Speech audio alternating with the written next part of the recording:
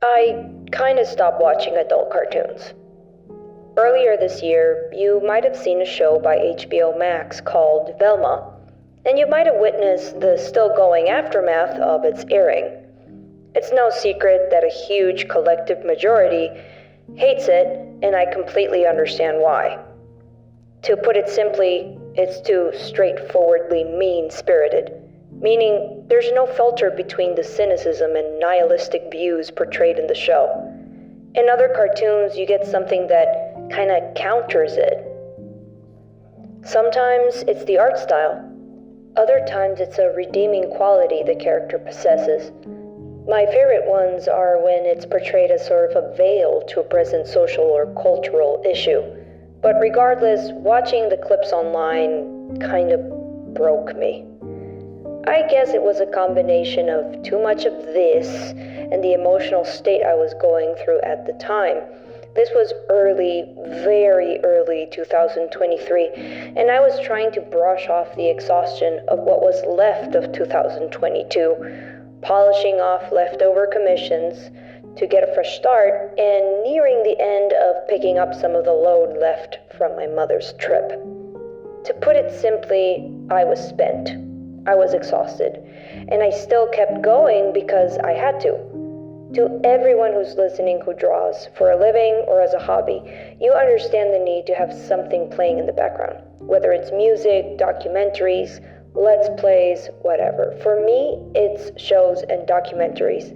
And I'm really sure, the annoying realization that suddenly you have nothing else to watch, and none of your classic favorite bingeable shows feel watchable at the moment. So now you're stuck in this loop of looking for a YouTube video to watch every 5 to 15 minutes.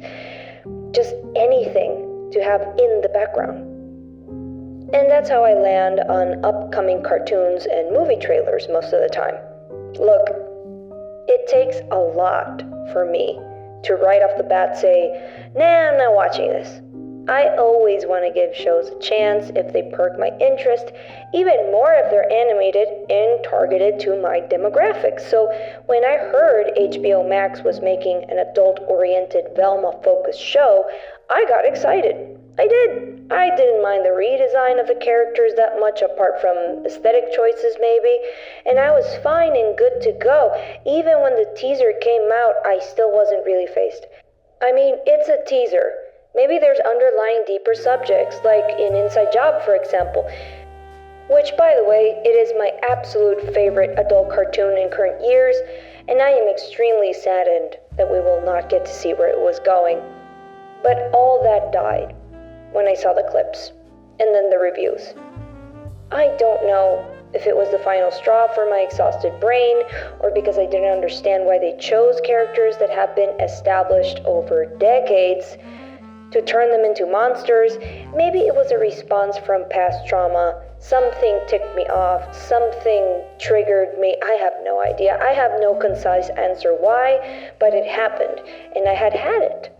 I felt kind of silly at myself that I was having a mental tantrum because a cartoon was pissing me off. But at the same time, I needed to be honest with myself. This show made me mad. And because I am simply not designed to let things go or to just be what they are at surface level, I of course delved deeper into why it had made me so mad.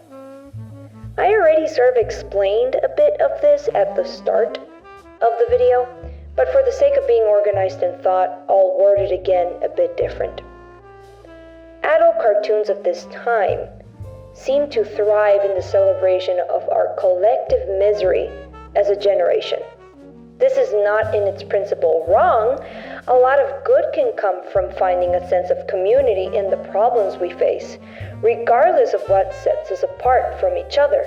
It creates a sense of knowing that you're not alone, that somebody else is feeling the same things that you're feeling.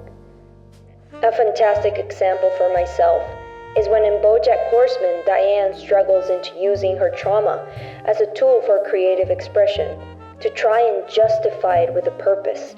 It's sad and kind of hard to watch, but I still do. I still love it because it's a celebration of a shared pain, a shared understanding, of the journey we embark on to accept it and release it. The problem is when you don't have that outcome, when a show portrays reality as an inescapable pit. This is how things are, and we are going to laugh about it, make jokes, and simply relent to a doomed reality we are meant to suffer in. I don't know about others, but I downright refuse to accept this ideology. I refuse to celebrate it either. The way I see it, people need hope. Even if it's small, even if you're not ready to see it at that time, to accept it yet.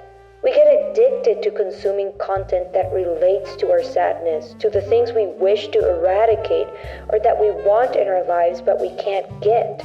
That's why negative content thrives so much in these spaces. We get a kick from the portrayal of the poisonous elements of humanity, either coming from others and making us feel better or superior about ourselves, or giving us some sort of kinship we can find comfort in. And when these are fed by negative emotions without an outcome of hope for more, it is ultimately detrimental to you, to your emotional and mental state. So when you watch Velma and see these shells of childhood characters act in such a mean-spirited manner, portray with such hate and disgust and selfishness, when you're as sensitive of a person like me, it affects you. It has an effect on you. It made me stop and go, why am I watching this? Why? I don't find it funny, or relatable, or genuine at all. I lied a little bit when I say it was this show, just this show, that particularly created an effect in me. It was actually this show and another one that finally made me go, enough is enough. I woke up one morning, and like many people, I have the unhealthy habit of immediately going for my phone. I don't like admitting it, but I prefer a constant buzz to ward off my anxiety or overthinking as soon as my brain fully wakes up. It's like a white noise that helps me get stuff done. Koala Man was another show that had just come out, and particularly, it didn't offer anything to me that had piqued my interest. But that morning, when I hadn't even gotten out of bed yet, I decided to watch a clip, just to have an excuse to not get up yet. I guess context would work better as to calm the feelings it provoked in me, but I didn't have it at the time, and I still don't. The scene showed a memory of the main character finding a baby koala and nursing it back to health. When he decides to release her, she first turns away to walk off, but once he's across the highway again and turns back, he sees her return back to him, crossing the highway, and she gets ran over, explicitly, to the horror of the main character. And I guess at that point, I just didn't have the mental strength to deal with something like that. I just couldn't let it go. I just couldn't just label it as untasteful for me and move on. Instead, it just made me question just why this was the default for animated shows for people my age. Why do we choose misery, nihilism, and sadness? Why do we crave it? Why do we actively chase it even? I mean, this is not a separate instance. I've done it before. I did it during the Johnny Depp trial for its entirety. All day, I consumed the live streams, I consumed the liar reviews, and the trashy podcasts. I did it again recently with the whole Ned Fulmer disaster. I know I'm gonna do it again. Heck, I'm doing it right now. I'm binge watching forensic documentaries as I write this essay. But back to that day, I got so pissed that I finally broke the spell and I woke up. And from that day onwards, I decided to do a month-long cleanse of sorts. I stopped watching any adult-oriented stuff, and I just broke out my childhood classics. After about 2 weeks of Shrek, Disney movies, and old comfort shows, I was a bit reluctant to accept just how much my emotional state had improved. I felt happier, I laughed more, I had more energy, I started to not obsess over day-to-day chores as much anymore. I danced to my music, and I didn't struggle too much to get out of bed. Why do we lose it? Why do we lose the joy portrayed in our childhood shows when we watch the shows made for us now? When an adult cartoon comes across as uplifting, nowadays it's considered rare. And it shouldn't be. We still believe in the same things we did when we were young. We still want them. We still think that they have value. At least, I do. Do you?